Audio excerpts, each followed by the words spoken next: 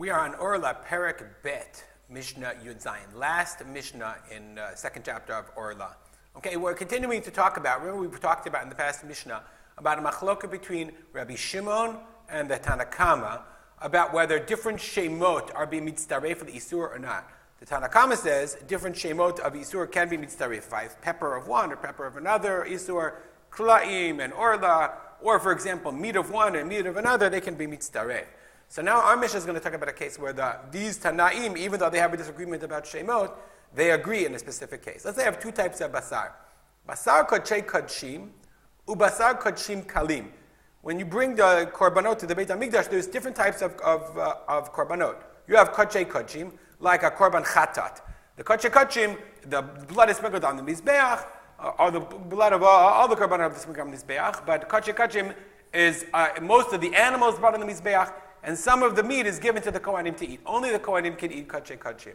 But kodshei kalim, for example, a different example of kodshei kalim is like korban pesach and other types of korbanot. Okay, kodshei kalim is edible, a person to anyone, even a zar, non-kohen. So you offer the blood on the mizbeach, like for example a korban pesach.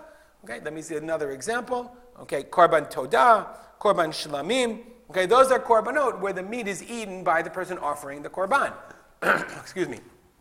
So those korbanot are edible as long as the person is tahor. You cannot eat a korban if you're tameh.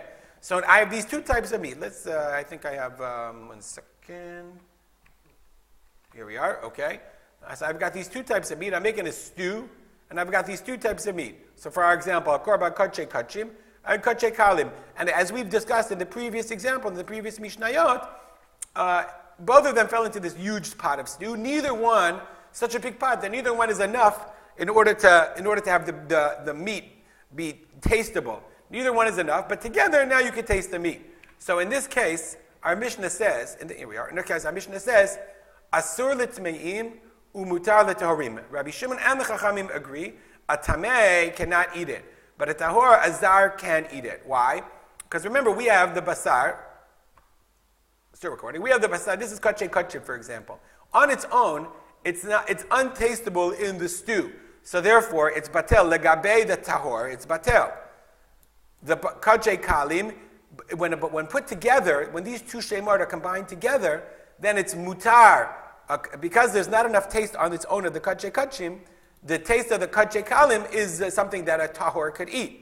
Now, if it was on its own, if only the kodshei kalim went on its own, then even a tameh could eat it because you wouldn't be able to taste it. Okay? But now we have the taste of meat of kodshei kodshim and kodshei kalim together. So therefore, it's only mutar letahor and it's asur lezar. That's what we'll see in the Mishnah. Asur letmeim umutar lezarim. Okay? Okay. So let's read the Mishnah again, just to be clear. Basar kodshei kodshim. Ubasar kodshei kalim. Kodshim kalim. So the meat of kodshei kodshim, like a korban chatat, and the meat of a korban, for example, kodshei kalim, korban shlamim, for example. Shinit bashlu im basar ta'ava, that were cooked with basar ta'ava, just regular chulin meat. Asur letmeim umutar letahorim. So it's prohibited for a tameh. Okay, even the Rabbi Shimon mitztarfin le'asur letmeim. So even Rabbi Shimon would agree in this case that it's asur letmeim, even though normally it says shtei shemot are not mitztaref. Why? Asur lefrilu Rabbi Shimon, the kodshei kodshim v'kodshim kalim shem echad. They're considered one shem. It's all kodshim. So therefore, even Rabbi Shimon would agree in this case they are combined, and therefore it's only mutar according to Rabbi Shimon for someone who's asur letamei, for someone who's tamei. Okay, umutar lezarim tehorim afilu Rabbanan. The Rabbanan say that it's mutar. The kodshim kalim ein b'am k'dei le'asur. So normally the Rabbanan would say in our case of the meat, okay, that maybe it should be asur because now the time is for everyone. But they say in this case we agree that in this kodshei kodshim there's not enough time in order to make the whole thing tasteable. So therefore it's mutar to anyone who is tahor, even a non-kohen. We'll stop here. If you have any comments or questions, as always, feel free to contact me at rspolter@gmail.com.